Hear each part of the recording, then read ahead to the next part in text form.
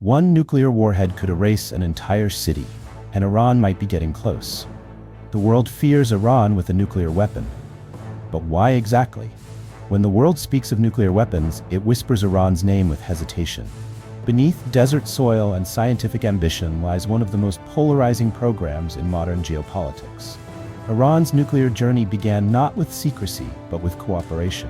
In the 1950s, as part of a US-led initiative known as Atoms for Peace, Iran, then under the Shah, received nuclear technology and training. Reactors were built, partnerships formed. But when revolution reshaped the nation in 1979, trust dissolved, and so did the openness. From that moment, what was once a peaceful energy program became a theater of suspicion, clandestine development, and global concern. The world changed in 2002. Iranian dissidents revealed secret uranium enrichment sites in Natanz and Arak, facilities hidden from international eyes. This wasn't just about electricity anymore. It was about potential and the capability to create a nuclear bomb. The International Atomic Energy Agency launched investigations.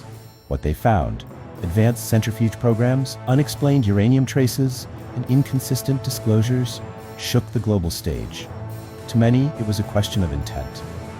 Iran claimed peaceful purposes, but enrichment beyond a certain threshold isn't just for energy, it's for warheads. And in a region already fragile, the thought of a nuclear Iran ignited fears beyond its borders. Iran's nuclear aspirations didn't emerge in a vacuum. They unfolded in a Middle East shaped by rivalries, ideology, and power.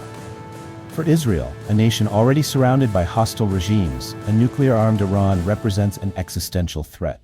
For Saudi Arabia, a traditional rival of Iran, it risks tipping regional balance and triggering an arms race. The Gulf states, wary but economically tied to Western alliances, quietly supported efforts to halt the program. Meanwhile, Europe watched nervously, knowing a destabilized Middle East could trigger waves of migration, economic shocks, and terror risks. And the United States? It stood at the center, imposing sanctions, leading negotiations, and preparing for confrontation if diplomacy failed. In 2015, after years of pressure and dialogue, a breakthrough, the Joint Comprehensive Plan of Action, or JCPOA. Iran agreed to limit its enrichment, reduce centrifuges, allow strict inspections, and cap its stockpile of nuclear material. In return, crippling economic sanctions were lifted. Billions in frozen assets were released. Trade opened, and optimism flickered on the horizon. But it was never a treaty of trust. It was a truce built on verification. And in 2018, when the Trump administration unilaterally withdrew, citing continued regional threats and missile programs, that fragile agreement fractured. Iran resumed enrichment beyond agreed limits. Tensions soared, sabotage assassinations and military posturing replaced cautious diplomacy. The reason the world resists a nuclear Iran is not just about the bomb, but about the message it sends. Nuclear technology is dual use. The same centrifuge that enriches fuel for energy can be used to build weapons-grade material. Once a nation masters the process, the line between peaceful and military blurs. Global powers fear a chain reaction. If Iran builds a bomb, so might Turkey, Saudi Arabia, or Egypt. The nuclear club, once small, reluctantly tolerated, would unravel into chaos. The UN Security Council time and again imposed resolutions. Sanctions crippled Iran's economy. Yet resistance remained. Because for Iran, this wasn't just about science, it was about sovereignty, about standing against Western dominance. But while rhetoric swelled, inspections continued, and the IAEA, under pressure, remained the last thread linking dialogue to reality. As of mid-2025, the Iranian nuclear crisis has escalated to its most dangerous phase yet. Following the outbreak of open conflict between Israel and Iran, marked by precision airstrikes, cyber attacks, and the attempted assassination of Supreme Leader Ayatollah Khamenei, the region teeters on the edge of full-scale war.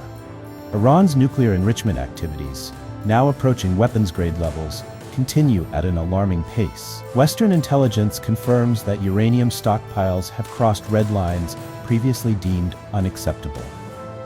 The United States, under mounting pressure from regional allies, has abandoned diplomatic ambiguity. It now provides direct intelligence and logistical support to Israel, while enforcing stricter sanctions and floating military intervention scenarios in closed-door UN briefings.